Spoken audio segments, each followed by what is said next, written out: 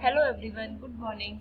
In the last video we have discussed about aquatic habitats in which we have discussed about ocean, sea, marine water और last में हमने बेटा fresh water के बारे में discuss किया था।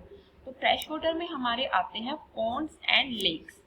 पॉन्ड्स और लेक्स के बारे में हम क्या बोलेंगे कि इनके अंदर जो प्लांट्स होते हैं वो किस तरह से उनका ग्रोथ। यस, तो प्लांट्स के ग्रो करने के लिए हम देखते हैं बेटा हमारे जो एक्वेटिक प्लांट्स होते हैं उनमें दो टाइप के प्लांट होते हैं। एक वो प्लांट जो कम्प्लीटली वाटर के इनसाइड रहते हैं, एक वो प्लांट जिनकी स्टेम और यू कैन से रूट तो अंदर रहती है बट उनका कुछ पार्ट आपका वाटर के ऊपर भी रहता है। अभी हम दोनों प्लांट्स के बारे में बात करते हैं, किस तरह से उनकी रूट्स होती हैं, किस तरह से वो पानी के बहाव के साथ, पानी के फ्लो के साथ, वाटर के फ्लो के साथ अपने आप को बैंड कर लेते हैं in the particular direction of the flow of water. Plants के बारे में हम पहला पॉइंट क्या देखते हैं बेटा, water plants can be completely submerged in water और floating on the surface of water. कुछ प्लांट्स ऐसे होते हैं जो कम्प्लीटली सबमर्ज होते हैं वाटर में, जबकि कुछ ऐसे होते हैं जो कि वाटर की सरफेस के ऊपर फ्लोट करते हैं। जो सबमर्ज होते हैं उनके एग्जांपल में हम क्या बोल सकते हैं बेटा, हाइड्रीला। और ऐसे प्लांट्स जो कि वाटर की सरफेस के ऊपर फ्लोट करते हैं उनके एग्जांपल के तौर पे हम क्या क्या ले सकते हैं, वाटर लिली, लोटस और हाइचिन्थ। ये हमारे ऐसे प्लांट्स हैं जो कि वाटर की सरफेस के ऊपर फ्लोट करते हैं। अब ऐसे जो प्लांट्स होते हैं हमने देखा था वो प्लांट जो कि टेरेस्ट्रियल हमारे जो ऑब्जेक्ट्स हैबिटेट थे उनके अंदर जब लाई करते थे, हमने देखा था डेजर्ट थे। तो डेजर्ट में पानी के लिए वाटर लेवल ज़्यादा नीचे होता है, जिसकी वजह से हमारे जो प्लांट्स होते हैं उनके रूट्स बहुत डीप तक चली जाती हैं। In the same way in aquatic habitats roots are much reduced in size।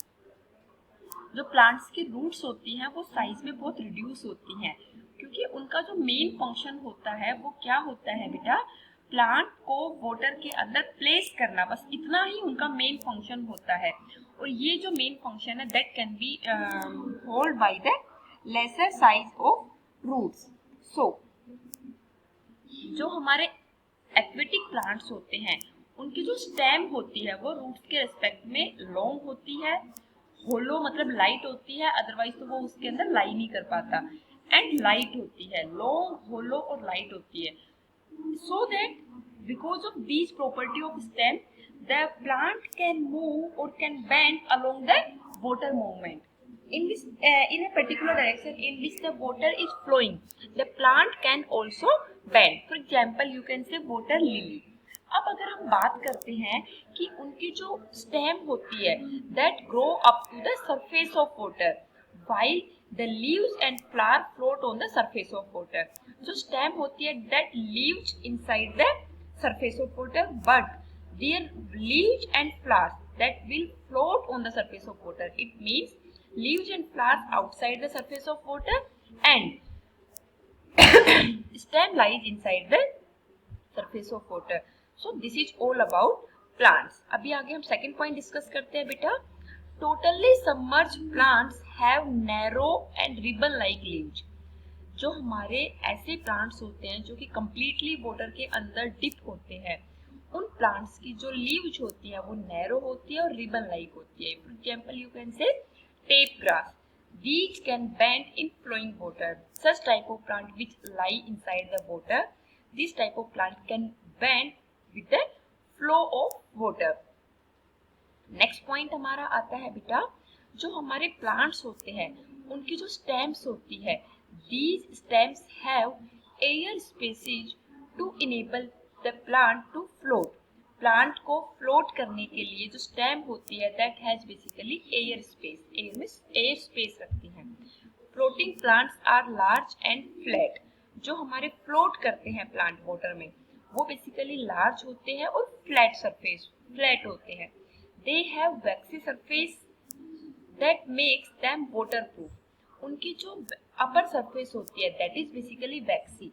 And वैक्सी का मीनिंग क्या होगा बेटा, वैक्स लाइक होती है, ऊपर से चिकनी होती है, जिसकी वजह से हम ये बोल सकते हैं that makes this plants as water proof.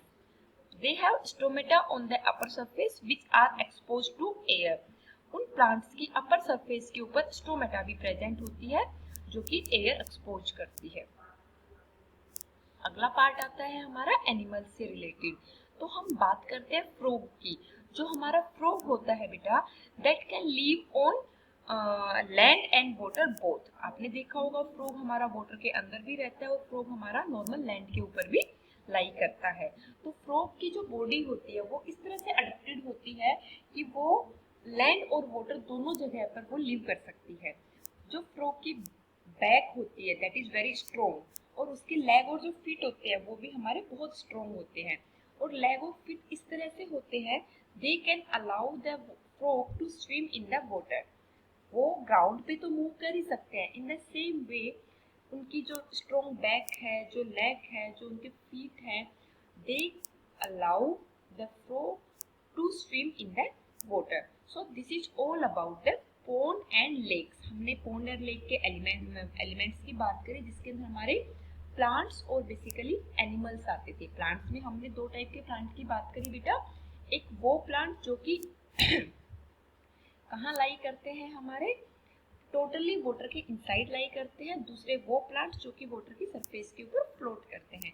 और एनिमल्स में हमने फ्रॉग की बात करी है। तो आई होप आपको पॉन्ड एंड लेक का टॉपिक क्लियर हुआ। अब हम बढ़ते हैं अगले टॉपिक की तरफ। सो नेक्स्ट जो हैबिटेट आता है बेटा, that is our coastal habitat. Coastal habitat क्या होता है बेटा?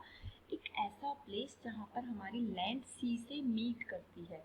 These are the habitats where the land meets the सी।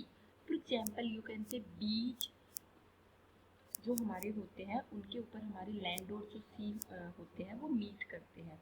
तो बीचेज के ऊपर हमारे किस तरह के प्लांट्स लाई करते हैं?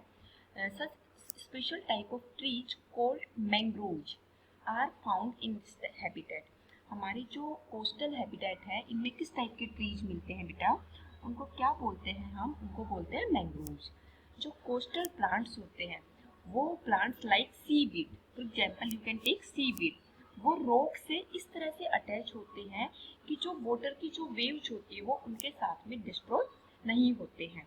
अगला पॉइंट हमारा आता है बेटा एक्लाइमेटाइजेशन। तो इसका मतलब क्या होता है बेटा? अगर हम बेसिक हिंदी मीनिंग देखें तो इसका मतलब होता है परिस्थिति अनुकूलन।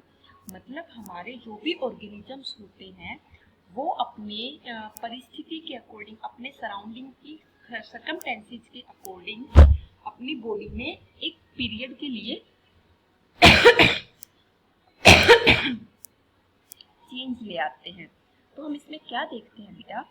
Due to certain changes in the surrounding, organisms adapt to them by making small changes in the body over short period of time।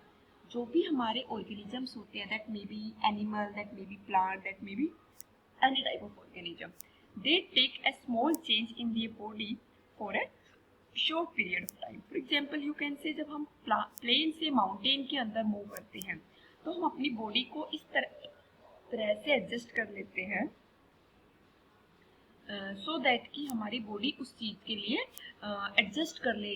Plane से माउंटेन पे जाएगा तो हमारी प्रेशर में भी चेंज आता है, वेदर में भी चेंज आता है। माउंटेन्स के ऊपर हमारा वेदर कम होता है, ठंडा होता है तो टेम्परेचर भी चेंज होता है।